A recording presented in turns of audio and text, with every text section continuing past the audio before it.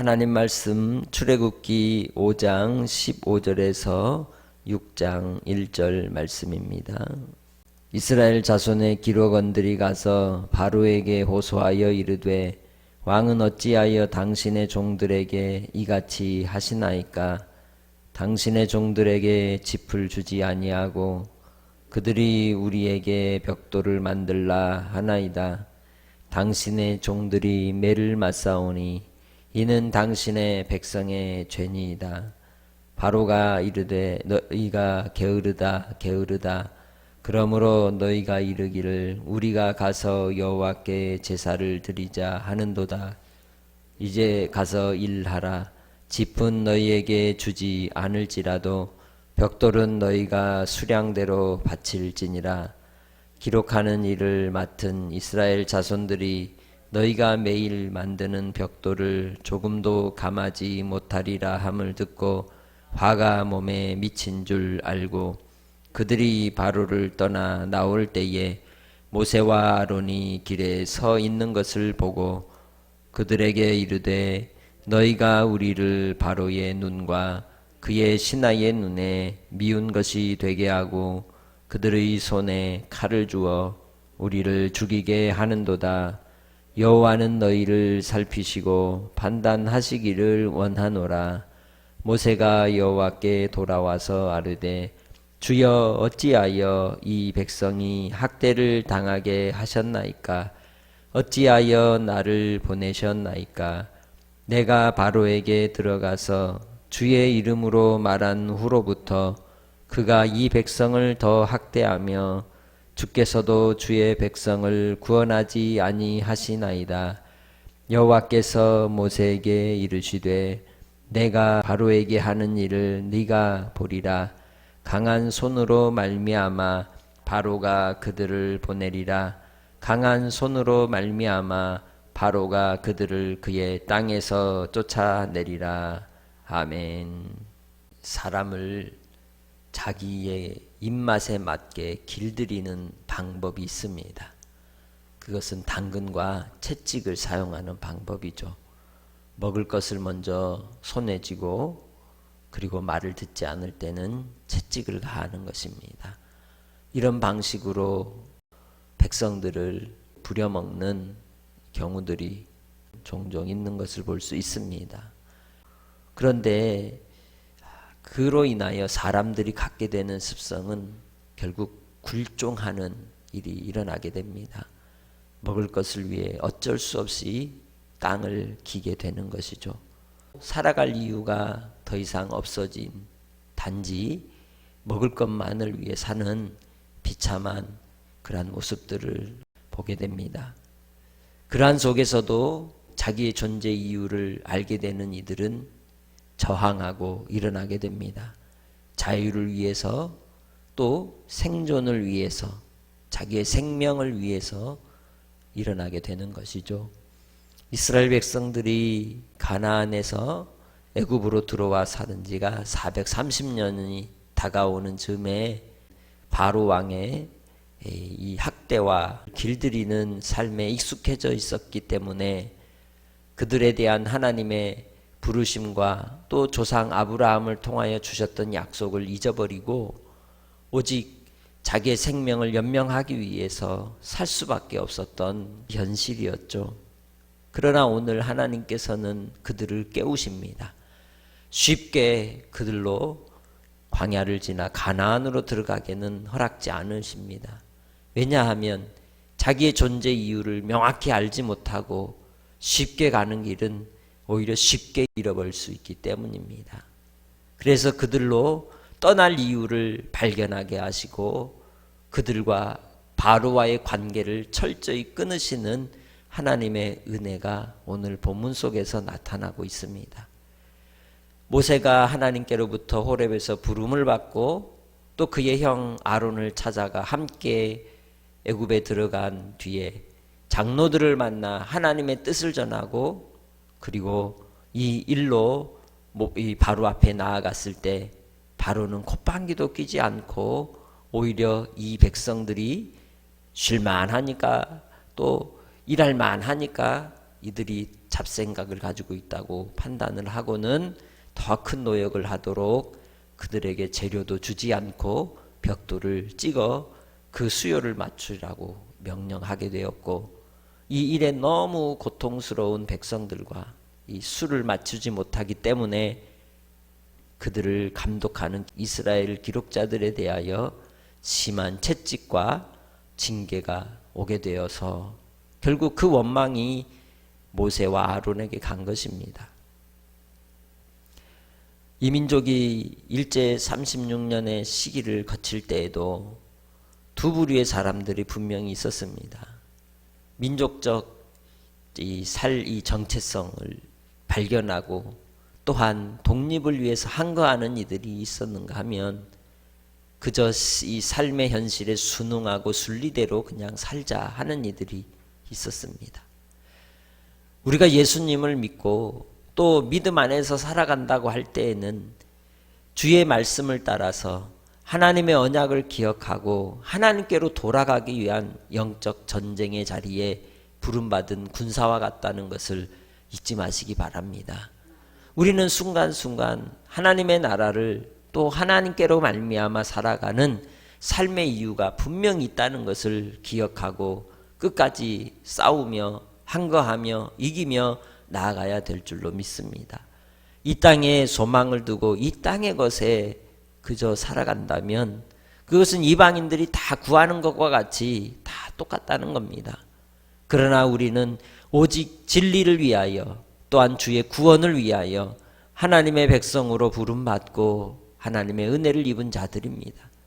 예수를 믿기 때문에 더 심한 박해가 오고 더 시련이 올 수도 있으나 그것도 하나님께서 허락하셨다면 그 고난의 시간들을 통해서 우리에게 하나님의 영광을 더욱더 나타내 주실 줄 믿습니다.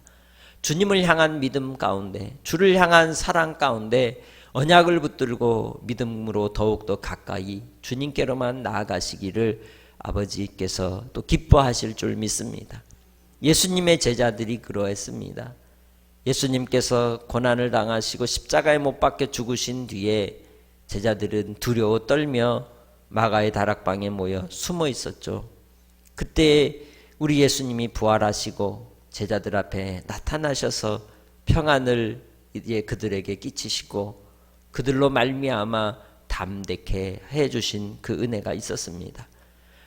예수님께서 주시는 그 성령의 충만함의 은혜는 우리를 이 세상 가운데 이길 수 있는 또한 힘을 공급해 주실 줄 믿습니다. 그렇게 주님 안에서 담대한 믿음의 권속들이 되시길 주의 이름으로 축복합니다. 그 고난이 육체적인 연약함으로 올 수도 있고 또 환경적으로 경제적으로 고통으로 몰려올 수도 있습니다. 사람들로부터 이해할 수 없는 억울함을 당할 수도 있습니다. 그것이 일상의 삶이 되어서 고통 속에 하루하루를 지나갈 수도 있습니다. 그러나 그 속에서도 주의 주신 평강을 구하고 예수를 바라보고 그럼에도 불구하고 신앙 속에서 우리가 이겨나가는 것이 믿음인 줄 믿습니다. 믿음으로 사는 자의 삶의 태도입니다. 본문 속에서 이스라엘 백성들은 이 고난과 고통과 시련이 올 때에 그들로 어떻게 반응을 했습니까? 바로에게는 어찌하여 당신의 종들에게 이같이 하십니까? 라고 원망을 합니다. 우리가 매를 맞는 것이 당신의 백성들의 죄라고까지 저항을 하지만 그 의미가 아무것도 없는, 아무 의미 없는 외침일 뿐이죠. 그들은 소모품이기 때문입니다. 그러나 하나님의 편에서 보았을 땐 그들은 가장 존귀한 자들이고 언약의 백성이고 하나님의 소유된 나라입니다. 우리가 그러합니다. 예수로 말미암아 우리는 하나님의 소유입니다. 하나님의 백성들입니다. 하나님의 나라를 위하여 그리스도의 신부가 된 자들인 줄 믿습니다. 그렇게 주님 안에서 이 땅에서의 삶 속에서 끝까지 믿음을 붙들고 주님을 의지하며 나를 부르신 부름의 상을 위해 끝까지 달려가는 성도들이 되시기를 주의 이름으로 축복합니다. 모세와 아론을 만났을 때에 그들이 뭐라고 이야기를 합니까? 이 일에 대하여 이제 원망을 하면서 하는 말이 있습니다. 21절이죠. 너희가 우리를 바로의 눈과 그의 신하의 눈에 미운 것이 되게 하고 그들의 손에 칼을 주어 우리를 죽이게 하는도다. 여호와는 너희를 살피시고 판단하시기를 원하노라. 하나님께서 우리의 심판의 주가 되시는 줄 믿습니다. 하나님께서 우리를 판단하실 줄 믿습니다.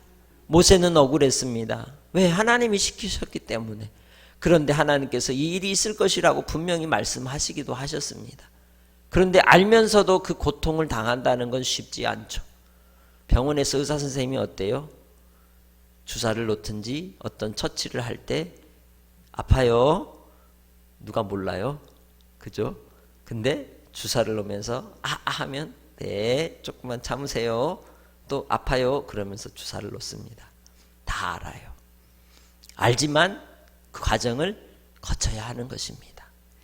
하나님께서 이스라엘 백성들을 이 바로로부터 철저히 끊어버리시기 위하여, 그리고 더 이상 이 애굽에서의 삶이 지긋지긋하게 하시고 그들로 이 세상에 대하여 낙이 없도록 하시기 위한 하나님의 장치인 줄 믿습니다. 그리하여 그들로 말미암아 미운 것이 되게 하셨을 뿐만 아니라 이스라엘 백성들도 바로와 이 애굽 사람들에 대하여 더 이상 그들로부터 정을 띠게 하시고 오직 하나님께로만 향하여 믿음으로 나아가도록 은총을 베풀어 주시는 줄 믿습니다.